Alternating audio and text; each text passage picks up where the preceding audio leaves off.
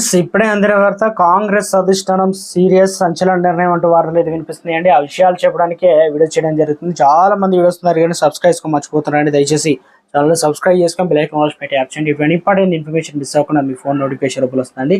చాలా మంది చూస్తున్నారని లైక్ చేయండి. దయచేసి లైక్ చేయండి. ఇన్ఫర్మేషన్ మరింత మందికి చేరుతుంది. తెలంగాణలో అధికారంలో వచ్చి 6 నెలలు కాలేదు. పార్లమెంట్ ఎన్నికల ఫలితాలు ఈ విధంగా ఎందుకు వచ్చాయి? 64 మంది ఎమ్మెల్యేలను కాంగ్రెస్ 8 సీట్లు గెలిస్తే 8 మంది ఎమ్మెల్యేలు ఉన్న బీజేపీ 8 సీట్లు ఎలా గెలుచుకుంది?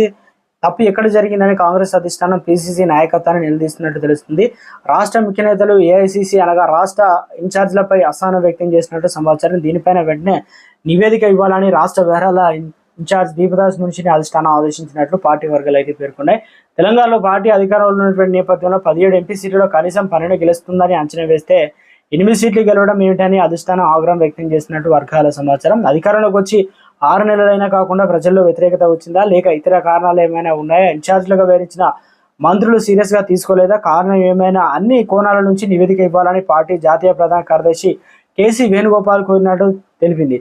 ఇక అల్లెప్పి కేరళ నుంచి ఎంపీగా పోటీ గెలిచిన కేసీ వేణుగోపాల్ మంగళవారం అక్కడి నుంచే ఫోన్లోనే రాష్ట్ర పార్టీ ముఖ్య నేతలతో మాట్లాడినట్టు సమాచారం. మహబూబ్నగర్ పార్లమెంట్ నియోజకవర్గ పరిధిలో 7 పార్టీ ఎమ్మెల్యేలు ఉన్నప్పటికీ ఈ సీఎం రేవంత్ రెడ్డి సొంత జిల్లాలో అయినప్పటికీ పార్టీ అభ్యర్థులకు ఓడిపోవడం తమను విశ్వయపరిచిందని ఆయన అసహనం వ్యక్తం చేసినట్టు తెలిసింది. అయితే మహబూబ్నగర్ తో పాటు సీఎం సిట్టింగ్ మల్కాజ్గిరి పార్టీ ఓటమి తమను అయితే అమితంగా ఆశ్చర్యపరిచిందని ఆయన వ్యాఖ్యానించారని చెబుతున్నారు.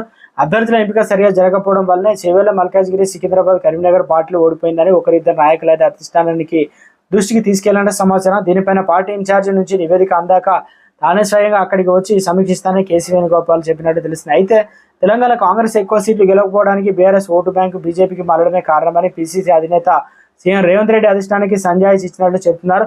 కాంగ్రెస్ కు అసెంబ్లీ ఎన్నికల్లో వచ్చిన ఓట్ల కంటే పార్లమెంట్ ఎన్నికల్లో పెరిగినప్పటికీ బీఆర్ఎస్ ఓటు బ్యాంకు బీజేపీకి మళ్ళడం వల్లనే ఆశించిన ఫలితాలు సాధించలేకపోయారు.